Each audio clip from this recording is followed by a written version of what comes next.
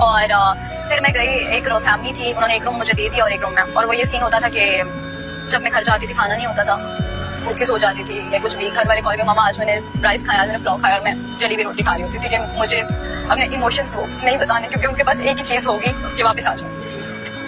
फिर वो चीज खत्म हुई, मैं दूसरी जगह शिफ्ट हुई, वहाँ पे 4 लड़कियां रहती थी, 2 रूम्स थे, उन्होंने ना बेड उसमें रखे हुए थे, एक रूम में 2 बेड, तो 3 रूम थे, 3 रूम में 6 लड़कियां थी। वहाँ पे मैं सबसे छोटी, मैं गई तो उन्होंने कहा कि 18,000 आपका मंथली होगा और बिल हाफ ऑफ किया जाएगा। ऐसे ओके, मैं वहाँ गई और बिल वगैरह सब चीजें स्टार्टिंग में देती रही, सब चीजें करती रही। एंड ये हुआ, मैं इस्लामाबाद चली गई घर वालों के पास, तो मैंने बिल भिजवाया, कहा जी 10,000 आपको बिल देना है। मैंने कहा ओके, मैंने 10,000 बिल दे दिया, 18 रेंट दे दिया। अब अगला मंथ आता है तो मैं तो उधर थी ही नहीं, एसी मैंने यूज ही नहीं किया, तो उसने बोला कि तुमने एसी के पैसे भेज दो। मैंने कहा मैंने जब एसी नहीं यूज किया तो मैं आपको पैसे किस चीज के भेजूं, मैं नहीं भेज रही आपको। उसने पहले आराम से बात की, मैंने कहा जो लड़की एसी यूज कर रही है वहाँ पे उनको बोले हो गए, उसने तो नहीं दिया। मैंने कहा तो मैं क्यों दूं, मैं तो इधर बैठी हूँ इस्लामाबाद में। उसने कहा ठीक है मेरे घर वापस मत आना।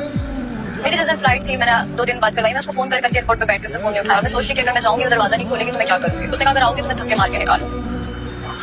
मैंने उसको पैसे भेज दिए, मैंने उसको भेजा 8,000 रुपया, मैंने ले लो। उसने कहा 2,000 भेजो, मैंने कहा मैं और नहीं भेजूंगी। मैं आप यकीन करें, मेरी लैंडिंग हुई रात को 11 बजे और मैं एयरपोर्ट पे बैठी हूँ सुबह के 5 बजे। अब मैं सोच रही हूँ मैं क्या करूँ, किसको बोलूँ, किधर जाऊँ।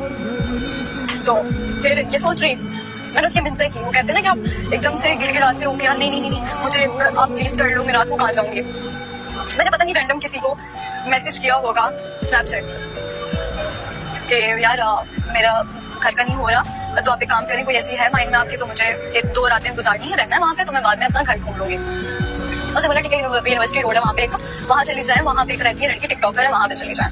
मैं वहाँ गई और वहाँ पे अजीब सीन, मुझे कुछ समझ नहीं आ रहा, वहाँ पे वो अलग ही चीजें चल रही थी। मैं तहज्जुद पढ़ी और मैं रोऊं, तो अल्लाह जी मुझे नहीं पता, मैं घर वालों को भी कॉल करके नहीं बता सकती, वो मुझे वापस बुला लेंगे, आप मुझे बचा लो। कुरान मेरे हाथ में था और मेरे आंसू से भरा था। अल्लाह जी मैं नहीं हूँ ऐसी, मैं यहाँ पे ना कुछ बनने आई हूँ, मैं ऐसे नहीं कर सकती, आप मुझे कुछ भी घर दिखा दो। 2-3 दिन मैंने वहाँ गुजारे, मेरे को मुझसे नहीं हो रहा, मैं यहाँ रह ही नहीं पा रही हूँ। मैं वहाँ से भागी, फौरन निकली वहाँ से, मैं जा रही हूँ, आपने बहुत ख्याल रखा, अल्लाह आपको सेहत दे। वो मैं वहाँ से निकली और मैं उसके पास लड़की के पास वापस गई सामान उठाने के लिए, और उस दिन भी मुझे याद है कि वो 16 अगस्त थी, रात को मेरी 12 बजे बर्थडे शुरू होने वाली थी। मैं 16 की शाम को गई, मगरिब के टाइम की मैं सामान उठाऊँ वहाँ से और मैं ले लेती हूँ सामान, तो एटलीस्ट मेरा वहाँ पड़ा हुआ है। मैं जब वहाँ गई, दरवाजा मैंने चाबी से नहीं खोला, मैंने सामान उठाने लगी, साथ मेरे एक लड़का नीचे था, उसको मैंने बोला आप आ जाओ, पठान था, मैंने कहा आप आ जाओ, हेल्प कर दो, मैं आपको पैसे दे दूंगी, सामान मेरा इधर रखवा दो चींची में। वो ऊपर आया तो उसने कहा कि ठीक है मैं चलता हूँ। अब मैं गई तो उसने, लड़की ने बोला कि आप कौन, मैंने कहा मैं यहाँ पे रहती थी, तो कहती है मैं न्यू आई हूँ। मैंने कहा अच्छा मैं सामान उठाने आई, मेरा सामान पड़ा हुआ है, अपने रूम से सामान उठा के। उसने कहा उसको कॉल किया, सारा आई है और सामान, उसने कहा उसको जाने नहीं देना, उसको हाथ नहीं लगाने देना सामान।